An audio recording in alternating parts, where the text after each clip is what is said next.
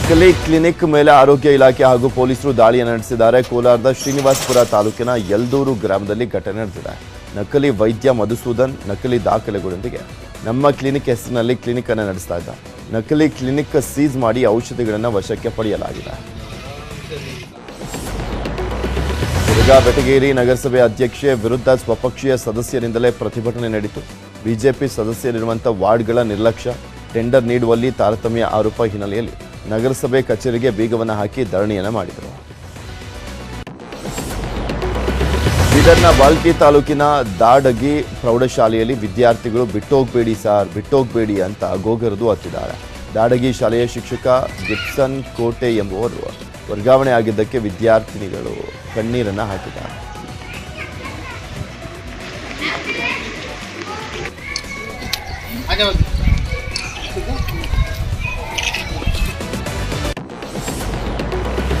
ಸಾಮಾಜಿಕ ಕಳಕಳಿ ವ್ಯಕ್ತಪಡಿಸಿ ಕೊಪ್ಪಳದ ಮಾಸ್ತಿ ಪಬ್ಲಿಕ್ ಶಾಲೆಯ 8ನೇ ತರಗತಿ ವಿದ್ಯಾರ್ಥಿನಿ ಶ್ರೇಯಾಂಕ ವಿ ಮಣಸಗಿ ಸಿಎಂಗೆ ಬರೆದಿದ್ದ ಪತ್ರಕ್ಕೆ ಸಿದ್ದರಾಮಯ್ಯ ಮೆಚ್ಚುಗೆಯನ್ನು ವ್ಯಕ್ತಪಡಿಸಿ ಉತ್ತರವನ್ನು ಬರೆದಿದ್ದಾರೆ. ತಾವು ಬರೆದಂಥ ಅಭಿನಂದನಾ ಪತ್ರ ತಲುಪಿದೆ.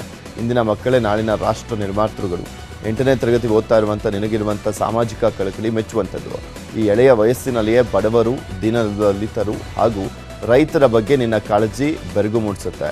ಜೀವನದಲ್ಲಿ ಶ್ರದ್ಧೆ ಮತ್ತು ಪರಿಶ್ರಮದಿಂದ ವಿದ್ಯೆಯನ್ನು ಕಲಿತು ಸಮಾಜಕ್ಕೆ ಉತ್ತಮ ಕೊಡುಗೆ ನೀಡುವಂಥ ಮೂಲಕ ಇತರರಿಗೂ ಕೂಡ ಮಾದರಿಯಾಗುವಂತ ಹಾರೈಸಿದ್ದಾರೆ. ಚಾಮರಾಜನಗರದ ಕಗ್ಗಲಿಗುಂದಿ ಹಾಡಿಯಲ್ಲಿ ಬಾಲಕಿಯನ್ನ ಎಳೆದೊಯ್ಯಲಿಕ್ಕೆ ಚಿರತೆ ಯತ್ನಿಸಿತ್ತು. ದಾಳಿಯಲ್ಲಿ ಬಾಲಕಿಗೆ ತೀವ್ರವಾಗಿ ಗಾಯವಾಗಿದ್ದು ಆಸ್ಪತ್ರೆಯಲ್ಲಿ ಚಿಕಿತ್ಸೆಯನ್ನು ನೀಡಲಾಗ್ತಾ ಇದೆ.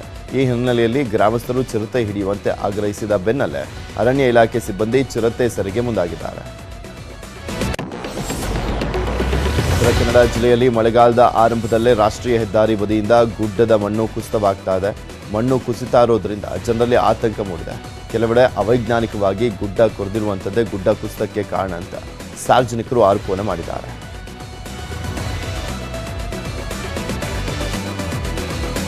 ಮಳೆಯಲ್ಲೇ ಅನೇಕ ಈಗ ಅಂಕೋಲ ಕಾರವಾರ ಕಡೆ ಗುಡ್ಡ ಕುಸಿತವಾಗಿ ನಮ್ಮ ವಾಹನ ಸವಾರರಿಗೆ ತಿರುಗಾಡಲಿಕ್ಕೆ ಬಹಳ ತೊಂದರೆ ಆಗ್ತಾ ಇದೆ. ಹೀಗಿರಬೇಕಾದ್ರೆ ಈ ಒಂದು ಸಂಬಂಧಪಟ್ಟ ಇಲಾಖೆ ಇದ್ರ ಬಗ್ಗೆ ಮುಂಜಾಗ್ರತಾ ಕ್ರಮ ಕೈಗೊಳ್ಳಬೇಕಾಗಿತ್ತು. ಇನ್ನೂ ಅದ್ರ ಬಗ್ಗೆ ಏನೂ ಕ್ರಮ ಕೈಗೊಳ್ಳಲಿಲ್ಲ. ಮುಖ್ಯವಾಗಿ IRB ಅವರು ಮಾಡಿದಂಥ ಕಾಮಗಾರಿಯೇ ಇದು ಸ್ವಲ್ಪ ಅಚ್ಚುಕಟ್ಟಾಗಿಲ್ಲ. ಹೀಗಾಗಿ ಇದ್ರ ಬಗ್ಗೆ ಅವರು ಕ್ರಮ ಕೈಗೊಳ್ಳಬೇಕು. ಹೌದು, ಅರ್ಗ ಭಾಗದಲ್ಲಿ ಹೀಗೆ ಮತ್ತು ಈಗ ಕುಮಟಾ ಕಡೆ ಎಲ್ಲ ಗುಡ್ಡ ಕುಸಿತ ಆದದ್ದು ಇನ್ನೂ ಕೇಳಲ್ಪಟ್ಟಿದೆ. ಹೀಗಾಗಿ ಈಗ ಗದಗ ನಗರದ ಶಿವಾನಂದ ಮಠದ ಎದುರಿನ ರಸ್ತೆಯಲ್ಲಿರುವಂಥ ಮ್ಯಾನ್ ಹೋಲ್ ಬಲಿಗಾಗಿ ಕಾದು ಕುಳಿತಿದೆ. ವಾಹನ ಸವಾರರು ಸ್ವಲ್ಪ ಯಾಮಾರಿದ್ರೆ ಅಪಾಯ ಕಟ್ಟಿಟ್ಟ ಬುತ್ತಿ. ಮ್ಯಾನ್ ಹೋಲ್ ಕ್ಲೋಸ್ ಮಾಡದೆ ಹಾಗೆ ಬಿಟ್ಟಿದ್ದಕ್ಕೆ ಸಾರ್ವಜನಿಕರು ಆಕ್ರೋಶವನ್ನು ಹೊರಹಾಕಿದ್ದಾರೆ.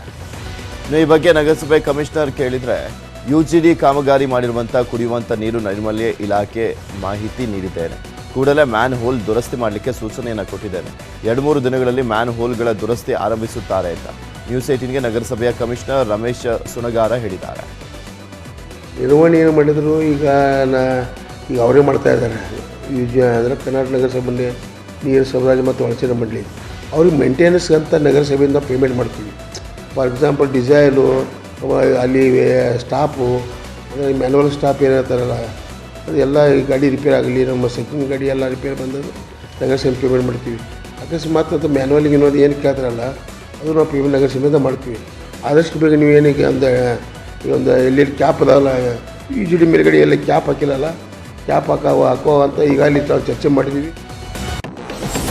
ಪಶ್ಚಿಮ ಬಂಗಾಳ CM ಮಮತಾ ಬ್ಯಾನರ್ಜಿ ಅನಾಹುತದಿಂದ ಬಚಾವಾಗಿದ್ದಾರೆ.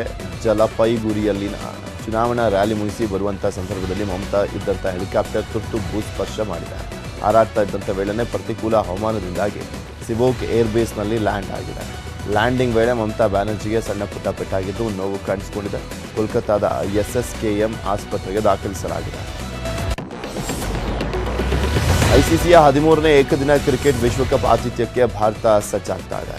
ಇದು ಭಾರತ ಆತಿಥ್ಯ ವಹಿಸ್ತಾ ಇರುವಂಥ 4ನೇ ಏಕದಿನ ವಿಶ್ವಕಪ್ ಟೂರ್ನಿ. ಅಕ್ಟೋಬರ್ 5ರಂದು ಟೂರ್ನಿ ಉದ್ಘಾಟನೆ ಆಗಲಿದ್ದು ಇಂಗ್ಲೆಂಡ್ ಹಾಗೂ ನ್ಯೂಜಿಲೆಂಡ್ ಸೆಣಸಾಡಲಿವೆ. ಭಾರತದ ಮೊದಲ ಪಂದ್ಯ ಅಕ್ಟೋಬರ್ 8ರಂದು ಆಸ್ಟ್ರೇಲಿಯಾ ವಿರುದ್ಧ ಚೆನ್ನೈನಲ್ಲಿ ನಡೆಯುತ್ತೆ.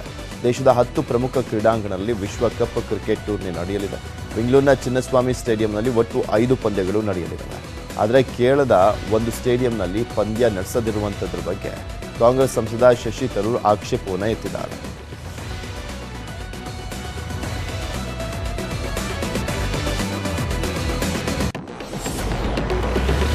ಇವಿಷ್ಟು ಈ ಕ್ಷಣದವರೆಗಿನ 30 ನಿಮಿಷ 30 ಸುದ್ದಿ. ಮತ್ತಷ್ಟು ಸುದ್ದಿಗಳನ್ನು 8 ಗಂಟೆಯ ಟಾಪ್ 18 at 8 ಅಲ್ಲಿ ನಿಮ್ಮ ಮುಂದೆ ಇಡ್ತಾ ಹೋಗ್ತೀನಿ. ಅಲ್ಲಿವರೆಗೂ ನೋಡ್ತಾ ಇರಿ News 18, ಜಾಲ ನಮ್ಮದು, ಬಲ ನಿಮ್ಮದು.